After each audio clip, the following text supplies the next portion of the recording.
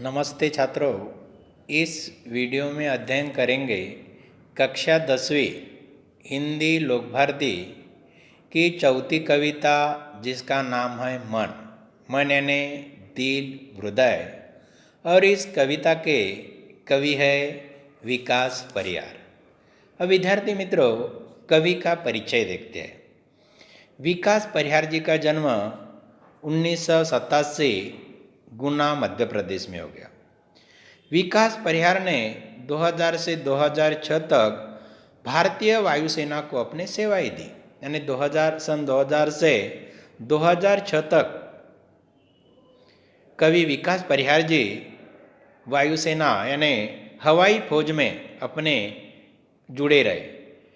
फिर पत्रकारिता क्षेत्र में उतरने के बाद रेडियो से जुड़े रहे। पहले वायुसेना से जुड़े रहे, फिर पत्रकारिता क्षेत्र में जुड़े रहे। उसके उपरांत रेडियो क्षेत्र से भी विकास परिहार जी जुड़े रहे। साहित्य में विशेष रुचि होने के कारण आप नाट्य गतिविधियों से भी जुड़े रहे। विकास परिहार जी को साहित्य में खास रुचि थी, खास इंटरेस्ट था। इस वजह से नाट्य गतिविधियों से भी वे जुड़े रहे। अब विद्यार्थी मित्रों, मन इस कविता की जो विधा है, विधा यानी भेद प्रकार जो है हाइकू। अब विधा का परिचय देखते हैं। हाइकू है जापान की लोकप्रिय काव्य विधा है।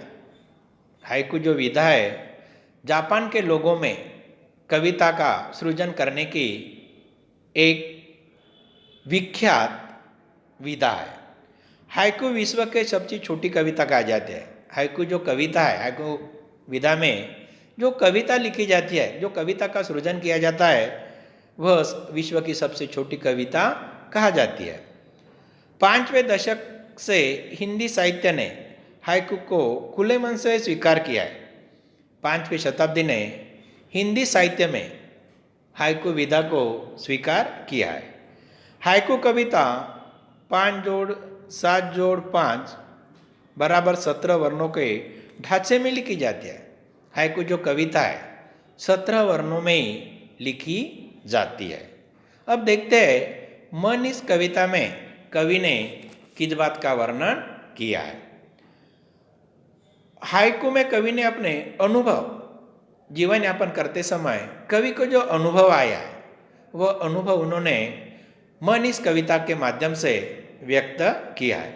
छोटी छोटी विभिन्न घटनाओं, जीवन यापन करते समय जो आसपास जो घटनाएं घटित होती है, जो प्रसंग घटित होते हैं, उसको अर्थवाही यानी मीनिंगफुल सीमित शब्दों में प्रस्तुत किया है। अर्थपूर्ण लेकिन कम शब्दों में उन्होंने अपने अनुभव और आसपास की जो घटनाएं घटित हो गई, उन घटनाओं को अर्थपूर्ण और सीमित शब्दों में इस कविता के माध्यम से प्रस्तुत किया है।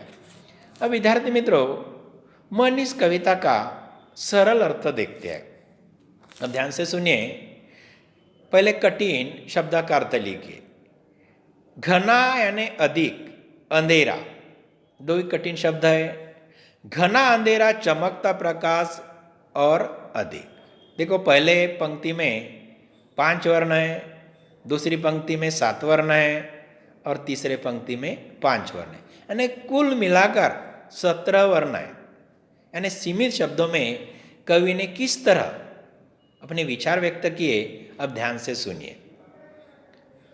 प्रस्तुत पंक्तियों में कवि कहता है कि जब चारों ओर घना अंधेरा यानी अधिक अंधकार होता है, उस समय प्रकाश की एक छोटी सी किरण भी बहुत महत्वपूर्ण या अमूल्य होती है।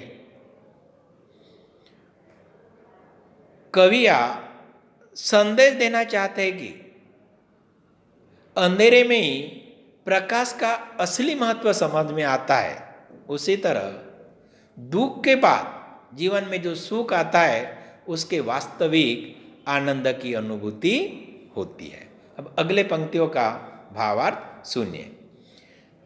करते जाओ पाने की मत सोचो जीवन सारा। अब उन पंक्तियों का सरल अर्थ सुनिए। प्रस्तुत पंक्तियों में कवि कहता है कि हमें अपने कर्म यानी काम पर अपना ध्यान केंद्रित करना चाहिए, न कि उसके फल यानी नतीजे पर। कवि यह संदेश दे रहे कि हमें आजीवन कर्म पथ पर आगे बढ़ते रहना चाहिए। हमें फल के बारे में न सोचते हुए हमें आजीवन कार्य करते रहना चाहिए। अब अगले पंक्तियों का भावार्थ सुनिए। जीवन नया मंदार में डोले संभाले कौन। नया यानी नाव, नौका, मंदार यानी मध्य भाग। अब उन पंक्तियों का सरल अर्थ सुनिए। प्रस्तुत पंक्तियों में कवि कहते हैं कि मनुष्य का जो जीवन है वह एक नया यानी नाव की तरह है।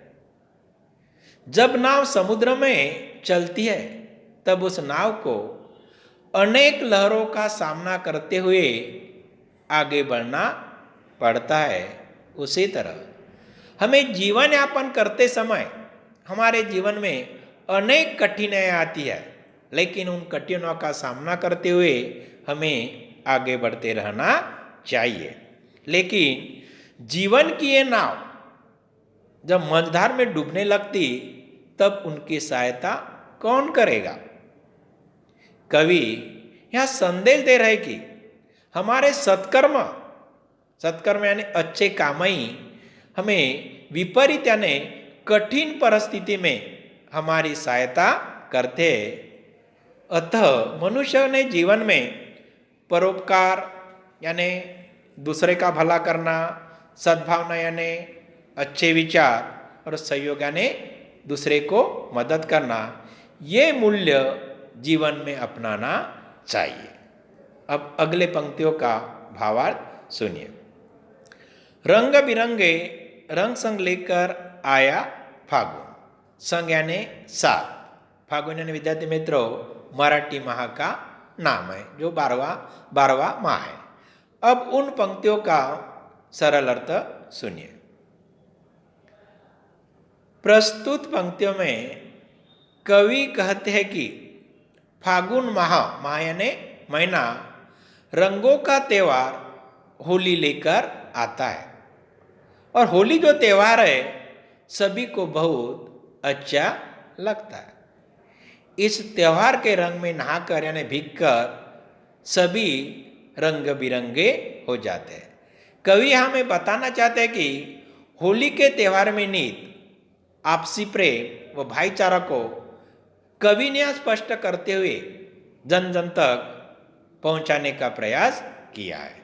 धन्यवाद विद्यार्थी मित्रों। अगले वीडियो में शेष कविता का अध्ययन करेंगे।